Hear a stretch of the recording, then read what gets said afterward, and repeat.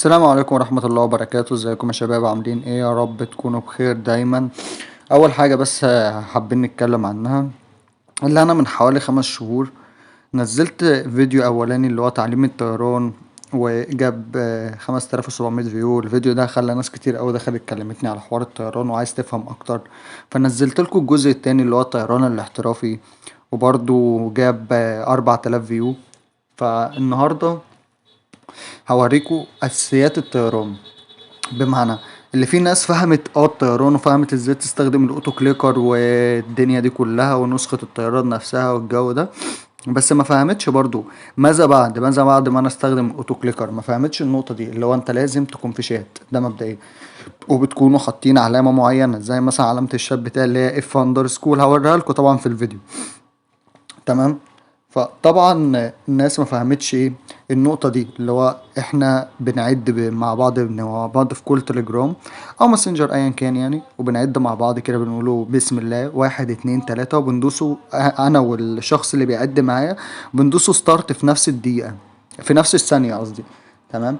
اتقابلنا، تمام، بنثبت بقى في الجيم، بنقول ثابت وبنفضلوا في الجيم ما بنطلعوش. ما تقابلناش بنروحوا جايين طايرين مشغلين الاوتو كليكر وطالعين من الجيم قبل ما الجيم يبدأ عشان ما نخسرش كوينز، وبعد كده بنجهز جيم غيره وبنبتدي ونعده تاني، وهكذا وهكذا وهكذا.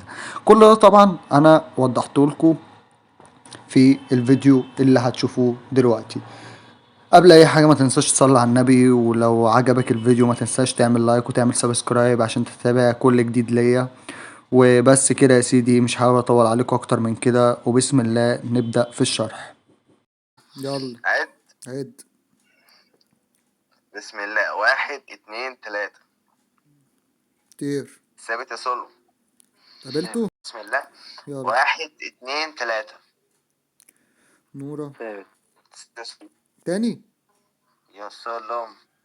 لا 1 2 3. اثبت يا اسلام. ثابت. يلا. تمام. حلو. ما فيش هو حد ايه اللي انا بيجي. عملته ده؟ ماشي، مش مهم، مش مهم. خد الجيم انت خد لا الجيم. مش هتفرق، العب بسرعة عادي، العب بسرعة عادي.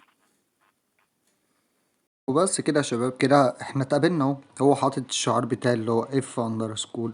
اي شات عامة بيبقى ليه الشعار الخاص بيه. بعد كده بنبتدي نلعب بسرعة بنفس الطريقة كده. تمام. ده لو انا وهو اول جيم لينا، يعني انا وهو اول مره نتقابل بس، فبنلعبه سرعه. انا باخد الجيم مثلا اول مره، هو كده كان بيسيب لي الجيم مش بيلعب معايا سرعه، عشان هو قال لي خد الجيم خد الجيم. فابتدى يسيب لي الجيم. بيسيب لي الجيم ازاي؟ اللي هو بيفضل يتحرك قدامي بنفس الطريقه كده، بيسيبني اقتله، بس ما يوصلش قبلي، يعني ما يوصلش البيت قبلي، يخليني انا ادخل 4 كروت وهو يدخل كارتين، انا ادخل ال4 كروت وهو يدخل 3 كروت. بس ما ينفعش اللي هو انا ادخل ال4 كروت وهو ما يكونش دخل كروت خالص، كده احنا بنتحرق. تمام. بنتحرق دي، بنقعد فترة كبيرة جدا جدا جدا ما نتقابلش. تمام. اهم حاجة بقى في الموضوع كله، الشخص اللي انت هتطير معاه ده ما يكونش عندك فريند، ما تكونش بتلعبوا مع بعض زوجي، سواء بلينكات بقى او من غير، هتتحرقوا. تمام. فهي دي الفكرة، اللي هو ما تكونش عند بعض فريند عشان تقدروا تقابلوا اونلاين كأنك بتقابل ايه، اي حد عادي. يعني انت مثلا ممكن تقابل شخص تعرفه بس مش عندك فريند، تقابله الجيم اونلاين بالصدفة. ده نفس موضوع الطيران اللي احنا بنقابله بعض، بس ساعتها بقى ما بتبقاش صدفة، لا احنا بنكونوا مظبطينها وبنعدوا مع بعض عشان نخش ونتقابل وبتاع. بعد كده نكمل الجيم، هو يدخل زي ما انا قلت كده، هو يدخل كارتين، هو يدخل 3 كروت. المهم اللي واحد فينا يكسب جيم فالتاني يكسب اللي بعده، انا اسيب له جيم هو يسيب لي جيم، هكذا. يعني انا بعد ما قتلت له مثلا الكارت ده، ابتدينا نلعب بسرعه عادي، اللي هو يجري بكارت وانا اجري بكارت، هو يجري بكارت وانا اجري بكارت، لحد ايه ما حد فينا ايه يوصل. بالظبط كده، هو ده مفهوم الطيران، ويا ريت اكون وضحت لكم الفكره وفهمتوكوا ازاي موضوع الطيران ده. تمام. ولو حد واقف معايا اي حاجه تاني، هيلاقي اللينك بتاع الاكونت بتاعي في التليجرام على الديسكريبشن. تمام. وهتلاقي لينك الفيديوهين بتاع تعليم الطيران 1 وتعليم الطيران 2 ده برضو في الديسكريبشن.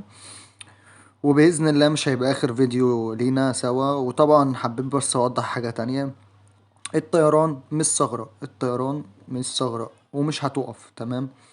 غير بقى لو حصلت معجزة والطيران وقف، يعني مش زي ثغرة ال200 مليون وثغرة ال50 مليون هيقفوا، لا بالعكس، الطيران مش هيقف. تمام. وبس كده يا شباب، اتمنى اكون فدتكم في موضوع الطيران ده وفهمتكم كل حاجة على قد ما اقدر يعني. وان شاء الله انتظروني في فيديوهات جاية كتير جدا. كان معاكم محمد يسري. سلام.